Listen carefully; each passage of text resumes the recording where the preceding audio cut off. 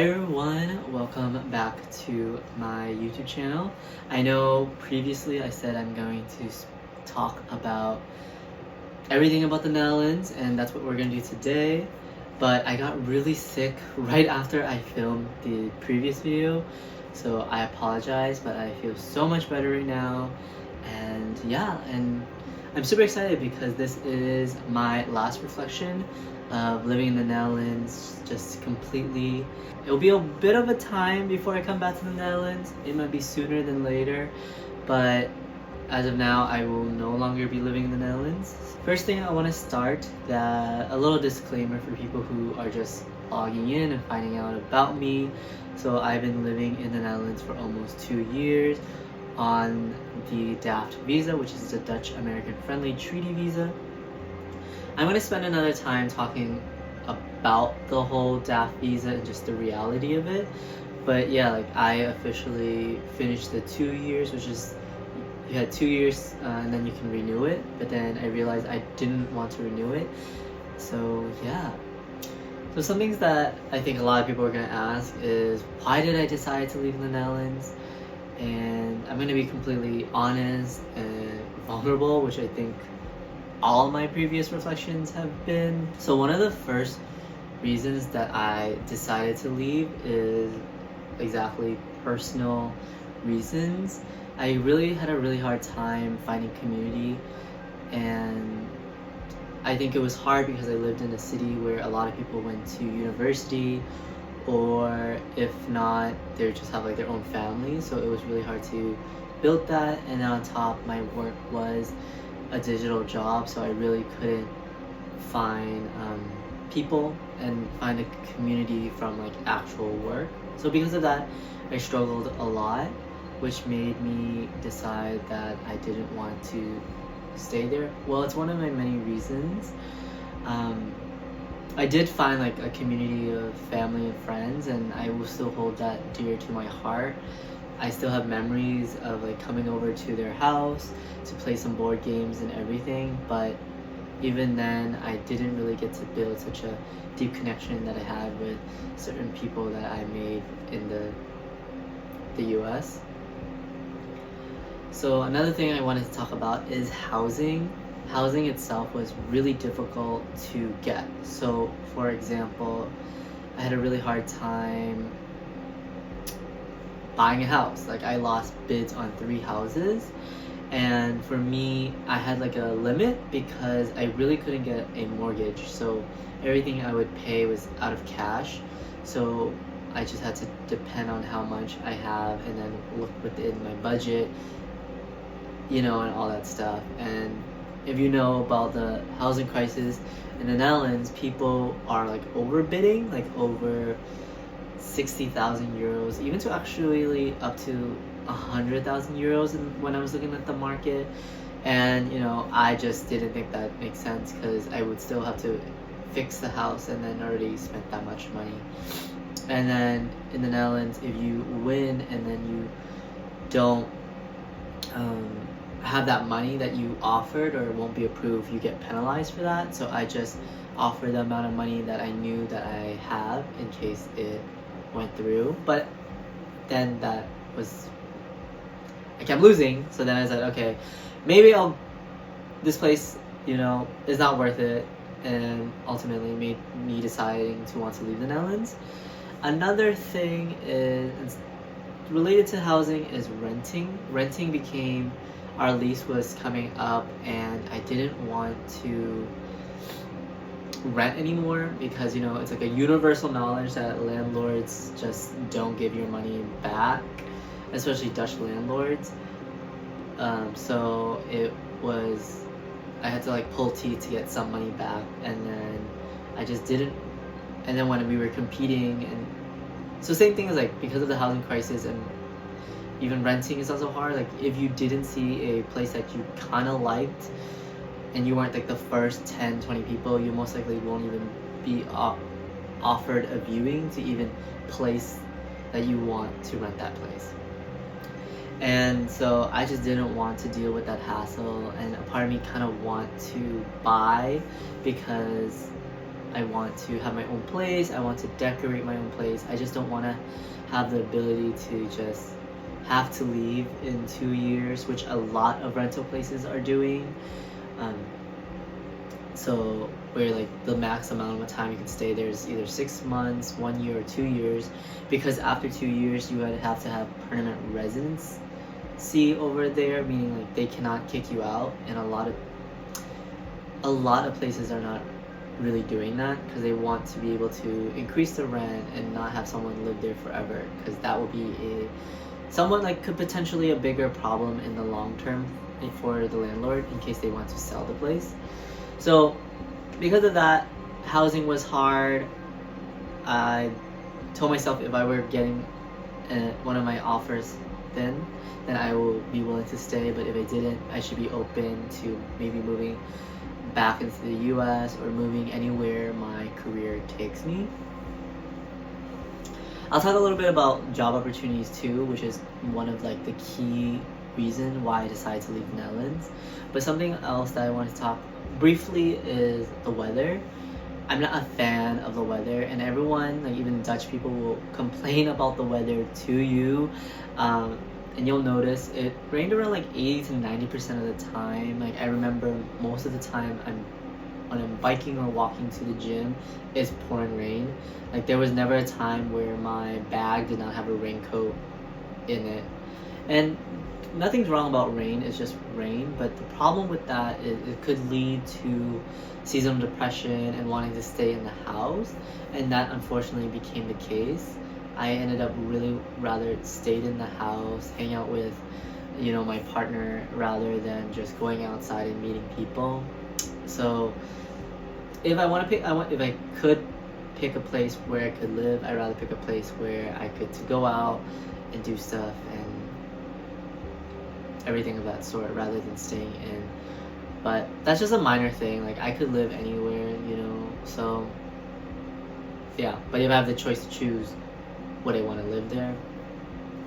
That was my dilemma. Lastly is job opportunities. I struggled really hard getting a career in the Netherlands. In terms of like the DAF visa, I get to be a freelancer for jobs in the Netherlands or jobs also in the US that are, or international companies in the US that has base in the Netherlands. So I was able to do most of that, but because of that, when some of my job opportunities or clients asked me to, you know, be full term with them, become like a full-time employee with them, I would have to give up living in the Netherlands and then moving to their headquarters, which was one of the main reasons why I decided to like be in Atlanta for a bit. So it was just like things like this. It's just I didn't also get a lot of opportunities in the Netherlands to work. I noticed that most of my clients tend to be offshore, which is meaning most of them were in the States, so they really liked me. They or some of them are like startups, so we were everywhere.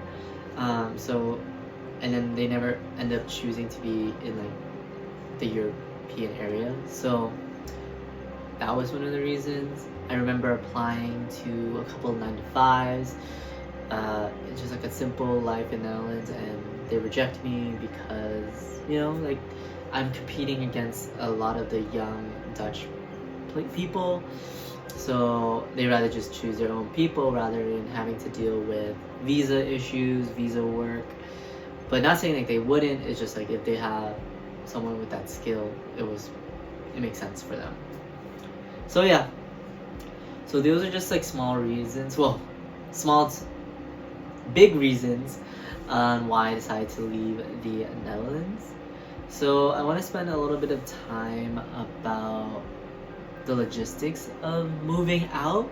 So moving out, I highly do not recommend. I see why it is one of the most stressful thing in a human's life, and it's so frustrating to me because I know next year I'm about to move to a different state or a different country potentially. So this is just like the beginning, but I realize I'm gonna be okay. but moving out is so expensive just to ship a few boxes from the Netherlands to the US. And a lot of people were trying to put like thousands, like 5 to 7,000. We were able to find something a little bit more cheaper because we didn't have that many stuff, but even then it was around like 2,000 euros for everything. But moving out, I think I might have clips, I might not have clips, but because we didn't have a car, it felt like hell. Like we had to use the bike or use public transportation to grab everything. Yeah. I want to talk about a little bit about taxes. Again, I said it multiple times, sometimes people get overwhelmed of doing double taxations, but technically doing taxes wasn't really intense because the Americas and the Netherlands have a relationship. So when you file taxes in the Netherlands, you won't really have to file double tax in the US if you make over 120,000 US dollars, which some people do. So yeah.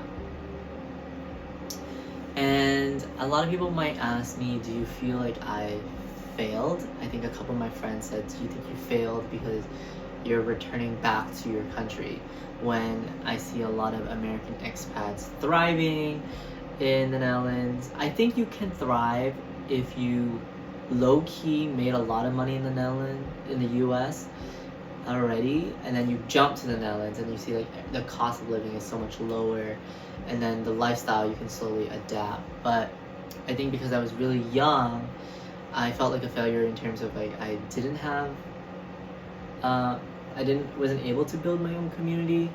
But there's just some things that I just am looking for in people that I couldn't really find, so that's why I like dipped. Yeah, I also don't feel like it's a failure because I learned so much. Like I learned how to speak Dutch, I learned how to read Dutch. I have a lot of board games now in Dutch, so that kind of keeps me going.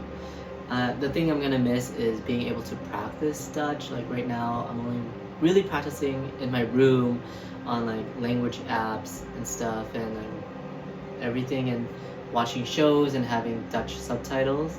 So I think that is a little bit different versus there. I just practice it at the groceries. I remember helping out older people doing groceries, and they didn't mind that because I'm learning, I was assimilating. So I don't feel like that was a failure. I know a lot of people ask me it's a failure, but I also learned what I am looking for in the next place I want to live, and what I'm looking for in finding like my community and what I need to do for myself. Like maybe staying in is not the reason. Maybe not going to the club hoping to find your own friends, but maybe having hobbies. I was struggling with trying to find that hobby that would make me find my community there, specifically in Groningen. There's moments where it's like if I lived in like Amsterdam, like a city, because I'm from the city, it might have been a little bit easier. It could have been easier because there's a lot more international people there. So yeah. Long story short, I am very grateful for my time in the Netherlands. I learned so much about myself. I learned so much about the Netherlands. I learned so much about just moving out and then moving out to a different country and how to navigate that. I do think that each country is very different. So yeah. But I know what I've learned, I am going to apply it to my future, especially in 2026. So I really want to say thank you to everyone who watched my reflection videos. Sometimes they do really well, sometimes they don't do really well.